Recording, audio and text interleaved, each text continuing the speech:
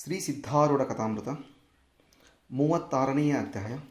36ನೇ ಅಧ್ಯಾಯದ ಪುರದಲ್ಲಿ ಶ್ರೀ ಗ್ರಂಥ ಮಹಾತ್ಮೆ. ಶ್ರೀ ಗಣೇಶಾಯ ನಮಃ. ಶ್ರೀ ಗುರು ಸಿದ್ಧಾರೂಢಾಯ ನಮಃ. 4 ವೇದ, 6 ಶಾಸ್ತ್ರ, 18 ಪುರಾಣ, 28 ದಿವ್ಯ ಆಗಮಗಳ ಸರ್ವಸಾರಭೂತವಾದ ಶ್ರೀ ಸಿದ್ಧ ಪುರುಷನ ಈ ಪವಿತ್ರವಾದ ಚರಿತ್ರೆಯನ್ನು ನಿತ್ಯವೂ ಶ್ರದ್ಧೆಯಿಂದ ಓದುವ, ಕೇಳುವ, ಪೂಜಿಸುವ ಸರ್ವಭಕ್ತರಿಗೆ ಧರ್ಮ, ಅರ್ಥ, ಕಾಮ, ಮೋಕ್ಷಗಳು ಸಿದ್ಧಿಸುವು. ಸರ್ವ ಕಷ್ಟ ನಷ್ಟಗಳು, ಸರ್ವ ಪಾಪತಾಪಗಳು, ಚೋರವೈರಿ, ವಿಷಭೂತಾದಿ ಭೀತಿಗಳು ಬಯಲಾಗಿ ಸರ್ವದಾ ಸಕಲ ಸನ್ಮಂಗಳಿಂದ ಕೂಡಿದ ಸುಖ ಸೌಭಾಗ್ಯಗಳು ಒದಗಿ ಬರುವವು. ಶ್ರೀ ಸಿದ್ಧ ಸದ್ಗುರುವಿನ ಕೃಪಾಪೂರ್ವಕ ಶ್ರವಣ ಮಾಡುವುದರಿಂದ ಶಾಂತಿ, ದಾಂತಿ, ವಿವೇಕ, ಜ್ಞಾನ, ಸದ್ಭಕ್ತಿಗಳು ಸಂಪ್ರಾಪ್ತವಾಗುವು. ಈ ಗ್ರಂಥವನ್ನು ತನ್ನ ಇಷ್ಟದೇವತಾ ಮಂತ್ರದೊಡನೆ ಗಂಧ, ಅಕ್ಷತಾ, ಧೂಪ, ದೀಪ, ನೈವೇದ್ಯಗಳಿಂದ ಪೂಜಿಸಿ ಪ್ರತಿ ಅಧ್ಯಾಯದ ಪ್ರಾರಂಭದಲ್ಲಿ ಗ್ರಂಥ ಮಹಿಮೆಯನ್ನು ಪಠಿಸಿ ಸ್ಮರಿಸಿ ನಂತರ ಪಾರಾಯಣ ಮಾಡಿ ಮಂಗಳ, ವಿಭೂತಿ, ಪ್ರಸಾದಗಳನ್ನು ಭಕ್ತಿಯಿಂದ ಸ್ವೀಕರಿಸುವುದು ಶಿಷ್ಟರ ಸಂಪ್ರದಾಯವಾಗಿದೆ. ಇತಿ ಗ್ರಂಥ ಮಹಾತ್ಮೆ ಸಮಾಪ್ತಿ. ಓಂ ತತ್ಸ. ಶ್ರೀ ಗುರುವೆ ನೀ ಭಕ್ತರನು ಲೋಕೋಪಕಾರಕ್ಕೆ ಕಳಿಸುವಿ, ಬಗೆದು ಅವರತಿ ಸಂಕಟಗಳೊಳು ನೀನೆ ಹೋಗಿಯೇ ಬಡಿಸುವಿ, ನೀನೆ ಹೋಗಿಯೇ ಬಿಡಿಸುವಿ. ಅವರಿಗೋಪಚಾರವನು ಮಾಡುವುದರಳು ನಿನಗಾನಂದವು,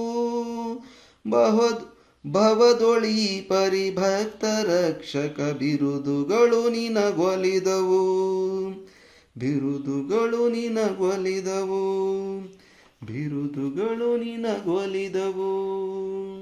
ಶ್ರೀ ಸದ್ಗುರು ಸಿದ್ಧನಾಥನೇ, ನಿನಗೆ ಜಯ ಜಯಕಾರವಿರಲಿ.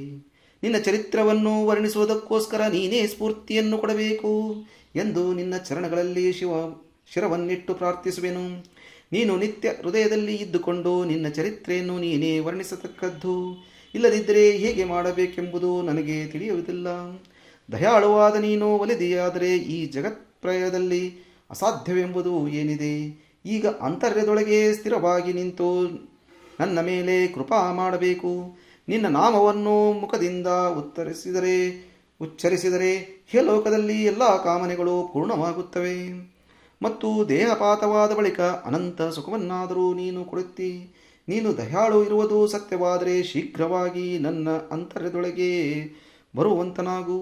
ಹೃದಯದಲ್ಲಿ ನಿನ್ನ ಸದ್ಭಾವವು ಇದ್ದು ವಿನಃ ಜೀವವು ಬಹು ತಳಮಳಿಸುತ್ತದೆ. ಇರಲಿ, ಹೇ ಶ್ರೋತಾ ಜನರುಗಳಿರ, ಈಗ ಕಥಾನುಸಂಧಾನವನ್ನು ಶ್ರವಣ ಮಾಡಿರಿ. ಪರಶುರಾಮ ಪಂತನೆಂಬ ಗೃಹಸ್ಥನು ಹುಬ್ಬಳ್ಳಿಯೊಳಗೆ ಇರುತ್ತಿದ್ದನು. ಆತನು ಒಮ್ಮೆ ಸಿದ್ಧಾರೂಢರ ಮುಂದೆ ಬಂದು ನಿಂತು ಕರದ್ವಯಗಳಿಂದ ಜೋಡಿಸಿ ಅಂದದ್ದೇನೆಂದರೆ, ನಾನು ಒಬ್ಬ ದೀನನಾದ ಪಾಮರನಿರುತ್ತೇನೆ. ಸಂಸಾರದಿಂದ ಬಹಳ ತಾಪ ಹೊಂದಿದ್ದೇನೆ. ಯಾವ ಸ್ಥಾನಕ್ಕೆ ಹೋದಾಗ್ಯೂ ನನ್ನ ತಾಪವನ್ನು ಶಾಂತಿಪಡಿಸುವೆನೆಂದು ಕಾಣಿದೆ. ಕಟ್ಟ ಕಡೆಗೆ ಹೇ ದೀನನಾಥನೇ, ನಿನ್ನ ಪಾದಕ್ಕೆ ಪ್ರಾಪ್ತನಾಗಿರುತ್ತೇನೆ. ನೀನು ದೀನನೋದ್ಧಾರನಿರುತ್ತಿ. ನಿನಗೆ ಶರಣು ಬಂದಂಥ ಸರ್ವಭಕ್ತರಿಗೆ ಜ್ಞಾನೋಪದೇಶವನ್ನು ಮಾಡಿ ತಾರಣ ಮಾಡುತ್ತಿ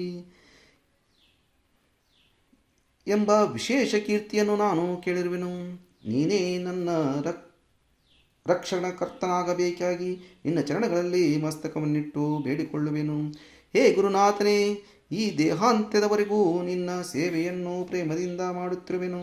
ಇಂಥ ದೀನವಚನವನ್ನು ಕೇಳಿ ಸದ್ಗುರುಗಳು ಅಮೃತವಾಣಿಯಿಂದ ಬಾರಪ್ಪ ಭಕ್ತರಾಯ ಎಂದು ಕರೆದು ಸಮೀಪದಲ್ಲಿ ಕೂಡಿಸಿಕೊಂಡು ಪರಶುರಾಮ ಪಂತನ ಕರ್ಣದಲ್ಲಿ ತಾರಕ ಮಂತ್ರವನ್ನು ಉಪದೇಶಿಸಿ, ಹೇ ಭಗವದ್ಭಕ್ತನೇ, ನೀನು ಸಂಸಾರದೊಳಗಿಂದ ಮುಕ್ತನೇ ಆಗಿರುತ್ತಿ. ಇಂದಿನಿಂದ ಸಂಸಾರ ಉಪಾದಿಯು ನಿನ್ನನ್ನು ಎಂದಿಗೂ ಪೀಡಿಸಲಾರದು. ಇನ್ನು ಸಂಸಾರದೊಳಗೆ ಇದ್ದರೂ ನೀನು ಪಾವನನಾಗಿ ಓದಿ ಎಂದು ತಿಳಿ. ಸದ್ಗುರು ಚರಿತ್ರೆಯನ್ನು ದೇಶ ದೇಶಗಳಲ್ಲಿಯ ಜನರಿಗೋಸ್ಕರ ಪ್ರಚಾರಪಡಿಸಿ ಅವರನ್ನು ಬೋಧಮಾತ್ರದಿಂದ ಉದ್ಧರಿಸುವ ಕಾರ್ಯವು ನಿನಗೆ ಒಪ್ಪಿರುತ್ತದೆ. ಈ ಪ್ರಕಾರ ಸದ್ಗುರುನಾಥರು ಅಂದು ಆತನ ಮಸ್ತಕದ ಮೇಲೆ ತಮ್ಮ ಹಸ್ತವನ್ನು ಇಟ್ಟರು.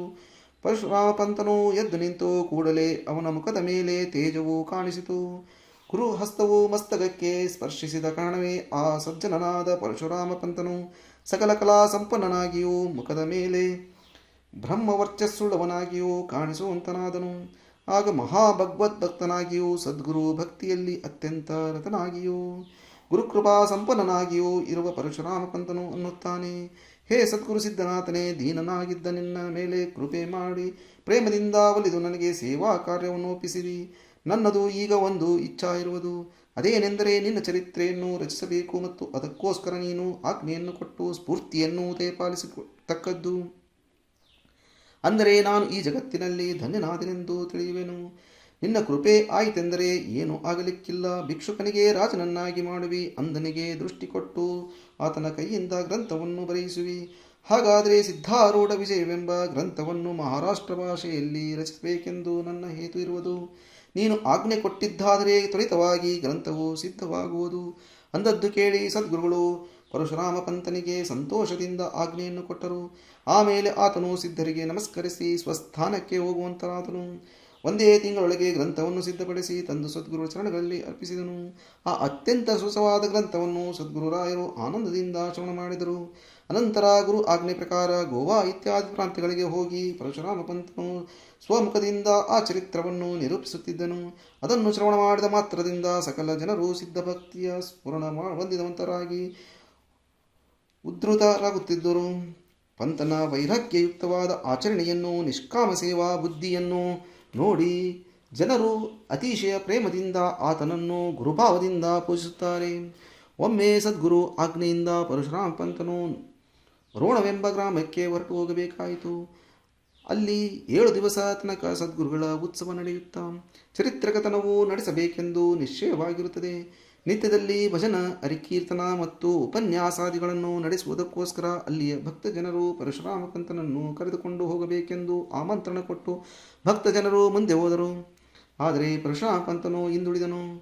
ಮರುದಿವಸ ಆತನು ತನ್ನ ಪತ್ನಿಯಾದ ಜಾನಕಿಬಾಯಿ ಮತ್ತು ಭಕ್ತನಾದ ಮಂಗೇಶ ಎಂಬುವರನ್ನು ಸಹ ಕರೆದುಕೊಂಡು ಸದ್ಗುರು ಆಜ್ಞೆಯನ್ನು ಪಡೆದುಕೊಂಡು ಹೊರಟನು.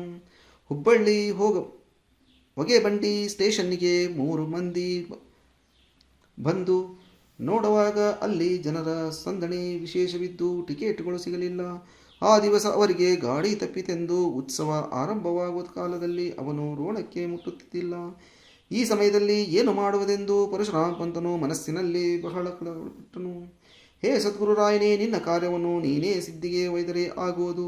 ಈ ವಿಘ್ನ ಬಂದಿರುತ್ತದೆ, ಇದಕ್ಕೇನಾದರೂ ಉಪಾಯ ಮಾಡುವಂತನಾಗು ಎಂದು ಪ್ರಾರ್ಥಿಸಿದನು.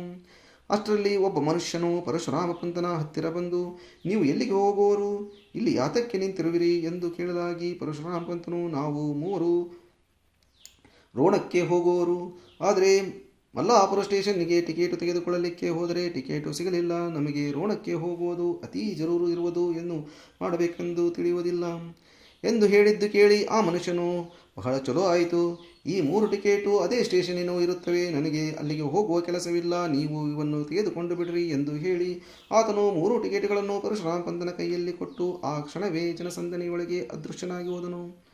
ಆ ಟಿಕೆಟಿನ ಹಣ ಸಹ ತೆಗೆದುಕೊಳ್ಳಲಿಲ್ಲ. ಪರಶುರಾಮ ಪಂತನು, ಇವನು ಸದ್ಗುರುವೇ, ಸಂಕಟ ಕಾಲ ನೋಡಿ ನಮ್ಮ ಪ್ರಾರ್ಥನೆ ಕೇಳಿ ಬಂದು ಸಹಾಯ ಮಾಡಿದ್ದು ಅವನೇ ಹೊರತು ಮತ್ಯಾರೂ ಅಲ್ಲ ಎಂದುಕೊಂಡು 3 ಗಾಡಿ ಹತ್ತಿ ಯೋಗ್ಯ ಕಾಲಕ್ಕೆ ಮಲ್ಲಾಪುರ ಸ್ಟೇಷನ್ನಿನಲ್ಲಿ ಇಳಿದರು. ಆದರೆ ಅಲ್ಲಿಂದ ರೋಣ ಗ್ರಾಮವು ಕೆಲವು ಮೈಲು ಅಂತರದಲ್ಲಿದ್ದು ಮಹಾ ಅಂಧಕಾರವೂ ತಿಕವಿದಿತ್ತು. ನಡೆದು ಹೋಗಲಿಕ್ಕೆ ದಾರಿಯೂ ಕಾಣಿಸುತ್ತಿದ್ದಿಲ್ಲ. ಸ್ಟೇಷನ್ನಿನ ಸಮೀಪ ಉಳಿಯಲಿಕ್ಕೂ ಜಾಗ ಸಿಗಲಿಲ್ಲ. ಮಳೆಯೂ ಬೀಳಲಾರಂಭಿಸಿತು. ಏನು ಮಾಡುವುದೆಂದು ಚಿಂತೆ ಮಾಡುತ್ತಿರುವಾಗ ಅಲ್ಲಿ ಒಬ್ಬ ಮನುಷ್ಯನು ಬಂದು, ನೀವು ಎಲ್ಲಿಗೆ ಹೋಗುವರು ಎಂದು ಪಂತನಿಗೆ ವಿಚಾರಿಸಲು, ಪಂತನು, ನಾವು ರೋಣ ಗ್ರಾಮಕ್ಕೆ ಹೋಗುವರು. ನಮಗೆ ರಾತ್ರಿ ಉಳಿಯಲಿಕ್ಕೆ ಸ್ಥಾನ ಬೇಕಾಗಿರುತ್ತದೆ. ರಾತ್ರಿ ಇಲ್ಲಿ ಕಳೆದು ನಾಳೆ ಮುಂಜಾನೆ ನಾವು ರೋಣಕ್ಕೆ ಹೋಗುವೆವು ಎಂದು ಹೇಳಿದ್ದು ಕೇಳಿ ಕೂಡಲೇ ಆ ಮನುಷ್ಯನು ಹೋಗಿ ಒಂದು ಕಂದೀಲು ತೆಗೆದುಕೊಂಡು ಬಂದು ಈ 3ರನ್ನು ದಾರಿ ತೋರಿಸುತ್ತಾ ಒಂದು ಸಮೀಪದ ಮನೆಗೆ ಕರೆದುಕೊಂಡು ಹೋದನು. ಆ ಮನೆಯ ಪಡಶಾಲೆಯೊಳಗೆ ಒಂದು ಉತ್ತಮವಾದ ಸ್ಥಳದಲ್ಲಿ ಜಮಖಾನೆ ಹಾಸಿ ಅದರ ಮೇಲೆ ಕೂಟಿಸಿದನು ಮತ್ತು ಅಲ್ಲೇ ರಾತ್ರಿ ಉಳಿಯಲಿಕ್ಕೆ ಹೇಳಿದನು. ಅವನಿಗೆ ಹೆಸರು ಕೇಳಿದಾಗ ತನ್ನ ಹೆಸರು ಸಿದ್ದಪ್ಪ ಅಂದನು. ಅದಕ್ಕೆ ಜಾನಕಿಬಾಯಿ, ಇವನು ಸಿದ್ಧಗುರುವಿನ ವಿನಃ ಮತ್ತಾರೂ ಅಲ್ಲ, ನನಗೆ ಗೊತ್ತದೆ. ಸಂಕಟ ಬಂದಾಗ ಬಂದು ಸಹಾಯ ಮಾಡುವವನು ಅವನೊಬ್ಬನೇ ಎಂದು ಅಂದಳು. ಆಗ ಸಿದ್ದಪ್ಪನು ಮನೆಯೊಳಗೆ ಹೋಗಿ ಕೂಡಲೇ ತಿರುಗಿ ಬಂದು ಪಂತನ ಮುಂದೆ ಬಾಳೆಹಣ್ಣು, ಸಕ್ಕರೆ ಮತ್ತು ಒಂದು ತಂಬಿಗೆಯೊಳಗೆ ಹಾಲು ಸಹ ಇಟ್ಟುಕೊಟ್ಟನು.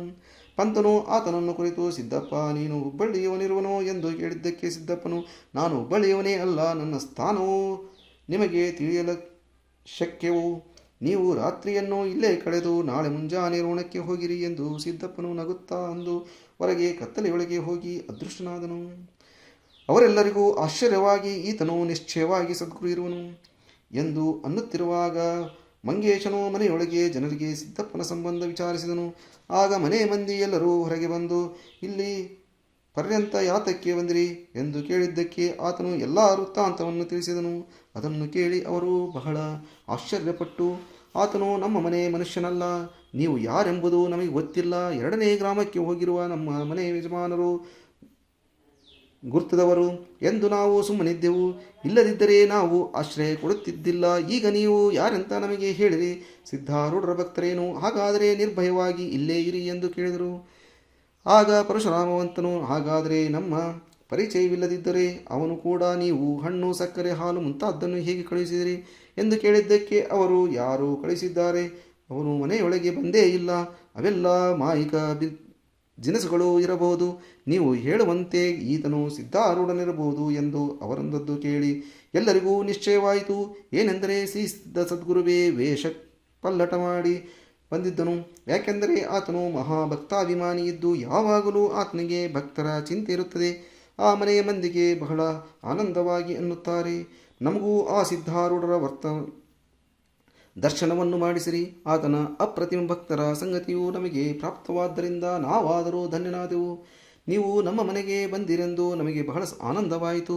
ನೀವು ತಿರುಗಿ ಹುಬ್ಬಳ್ಳಿಗೆ ಹೋಗುವಾಗ ನಾವು ಅವಶ್ಯವಾಗಿ ನಿಮ್ಮ ಜೊತೆಯಲ್ಲಿ ಬಂದು ಸಿದ್ಧ ಸದ್ಗುರುವಿಗೆ ಭೇಟಿಯಾಗುವೆವು. ಪರಶುರಾಮ ಪಂತ ಮತ್ತು ಅವನ ಮಂದಿ ಆ ರಾತ್ರಿ ಅಲ್ಲೇ ವಿಶ್ರಮಿಸಿಕೊಂಡು ಮರುದಿನ ಬೆಳಿಗ್ಗೆ ರೋಣಕ್ಕೆ ಹೋಗಲಿಕ್ಕೆ ಹೊರಟಾಗ ಮನೆಯವರು ಸರ್ವಾನುಕಾಲ ಮಾಡಿಕೊಟ್ಟು ರೋಣ ಗ್ರಾಮದಲ್ಲಿ ಉತ್ಸವವನ್ನು ತೀರಿಸಿ ಪುನಃ ಹುಬ್ಬಳ್ಳಿಗೆ ಬರುವಾಗ ಅವರು ಮಲ್ಲಾಪುರದಲ್ಲಿ ರಾತ್ರಿ ಕಳೆದು ಮನೆಯ ಮಂದಿಯನ್ನು ಸಹ ತಮ್ಮ ಸಂಗಡ ಕರೆದುಕೊಂಡು ಬಂದರು. ಸಿದ್ಧಾಶ್ರಮಕ್ಕೆ ಬಂದು ನಡೆದ ವೃತ್ತಾಂತವನ್ನೆಲ್ಲ ಸದ್ಗುರುಗಳನ್ನು ಕುರಿತು ಪರಶುರಾಮ ಪಂತನು ನಿವೇದಿಸಿದ್ದಾಗ ಸಿದ್ಧರು ಅಂದರು, ಸರ್ವ ಭಾರವನ್ನು ಸದ್ಗುರುವಿನ ಮೇಲೆ ಇಟ್ಟು ಬಿಟ್ಟರೆ ಅದನ್ನು ಆತನು ನಿಶ್ಚಯವಾಗಿ ವಹಿಸುವನು. ಆತನು ಸಂಭಾಳಿಸದಿದ್ದರೆ ಆತನ ಭಕ್ತರನ್ನು ರಕ್ಷಿಸುವನು ಮತ್ತಾವನು ಇದ್ದಾನೆ. ಸದ್ಗುರುನಾಥನ ಈ ವಚನವನ್ನು ಕೇಳಿ ಎಲ್ಲರಿಗೂ ಆನಂದವಾಗಿ ಜಯ ಜಯಕಾರ ಮಾಡುವಾಗ ಆ ನಾದವು ಆಕಾಶದಲ್ಲೆಲ್ಲ ತುಂಬಿ ಹೋಯಿತು. ಶ್ರೋತಾ ಜನರುಗಳಿರ, ಈಗ ಕಥೆಯ ಲಕ್ಷಾರ್ಥವನ್ನು ಕೇಳುವಂತರಾಗಿರಿ. ಪರಶುರಾಮ ಪಂತನೇ ವಿವೇಕನು, ಆತನು ಭಾರ್ಯೆಯು ಶಾಂತಿ ಮತ್ತು ಮಂಗೇಶನು ವೈರಾಗ್ಯನು. ಸಂಸಾರ ರೂಪ ರೋಣ ಗ್ರಾಮದಲ್ಲಿರುವ ವಿಷಯ ವೃತ್ತಿಗಳೆಂಬ ಜನರಿಗೆ ಬೋಧಿಸುವುದಕ್ಕೋಸ್ಕರ ಸಪ್ತಾವಸ್ಥಾ ರೂಪ ಸಪ್ತಕೋತ್ಸವಕ್ಕೆ ಈ ಮೂವರು ಹೋಗುವರು. ಆಗ ದಾರಿಯಲ್ಲಿ ಸದ್ಗುರುವೇ ಸ್ವತಃ ಇಂದು ನಿಷ್ಕಾಮತೆ ಎಂಬ ಟಿಕೆಟ್ ಕೊಟ್ಟು ಮನೋರೂಪ ಗಾಳಿಯಲ್ಲಿ ಕೂಟಿಸಿದ್ದಾಗ ಅವರಿಗೆ ಹೋಗಲಿಕ್ಕೆ ಅನುಕೂಲವಾಯಿತು. ಅದರಿಂದ ಇಳಿಯುವಾಗ ವಿಶೇಷ ಅಜ್ಞಾನವಿದ್ದು ಅನಾತ್ಕಾರ ವೃತ್ತಿರೂಪ ಮಳೆ ಇರುತ್ತಿದ್ದರಿಂದ ಅವರಿಗೆ ದಾರಿಯಲ್ಲಿ ಪ್ರತಿಬಂಧಕವಾಯಿತು. ಆಗ ಸದ್ಗುರು ಅಲ್ಲಿಗೆ ಪ್ರಾಪ್ತನಾಗಿ ಅಗತ್ಯಾಗರೂಪ ಕಂದೀಲು ತೆಗೆದುಕೊಂಡು ಬಂದು ಸ್ವರೂಪ ಗೃಹಕ್ಕೆ ಕರೆದುಕೊಂಡು ಹೋಗಿ ಅಲ್ಲಿ ಅವರನ್ನು ಸ್ಥಾಪಿಸುವಂತರಾದರು. ಅವರಿಗೆ ಆನಂದವೆಂಬ ಫಲಹಾರ ಕೊಟ್ಟು ಉಪಚಾರ ಮಾಡಿದನು. ಅಲ್ಲಿ ವಿಶ್ರಾಂತಿಯನ್ನು ಹೊಂದಿ ಜೀವಜನರಿಗೆ ಬೋಧಿಸಲಿಕ್ಕೆ ಅವರು ಹೋದರು. ಇಂಥ ಅಗಾಧವಾದ ಸದ್ಗುರು ಮಹಿಮೆಯನ್ನು ಶ್ರವಣ ಮಾಡಿದ್ದರಿಂದ ಸಂಸಾರ ದುಃಖವೆಲ್ಲ ಹಾರಿಹೋಗಿ ಹೃದಯದಲ್ಲಿ ಸದ್ಗುರು ಮೂರ್ತಿ ಕಾಣುವಂಥದ್ದಾಗಿ ಚಿತ್ತವು ಬ್ರಹ್ಮಾಕಾರವಾಗುವುದು ಎಂಬಲ್ಲಿಗೆ ಶ್ರೀ ಸಿದ್ಧಾರೂಢ ಕಥಾಮೃತದವರು ಶ್ರವಣ ಮಾತ್ರದಿಂದ ಸರ್ವ ಪಾಪಗಳನ್ನು ಭಸ್ಮ ಮಾಡುವಂಥ ಅತೀ ಮನೋಹರವಾದ ಈ 36ನೇ ಅಧ್ಯಾಯವನ್ನು ಶಿವದಾಸನು ಶ್ರೀ ಸಿದ್ಧಾರೂಢ ಸದ್ಗುರುಗಳ ಶರಣಾರವಿಂದಗಳಲ್ಲಿ ಸಮರ್ಪಿಸಿರುವನು. ಓಂ ತತ್ಸತ್.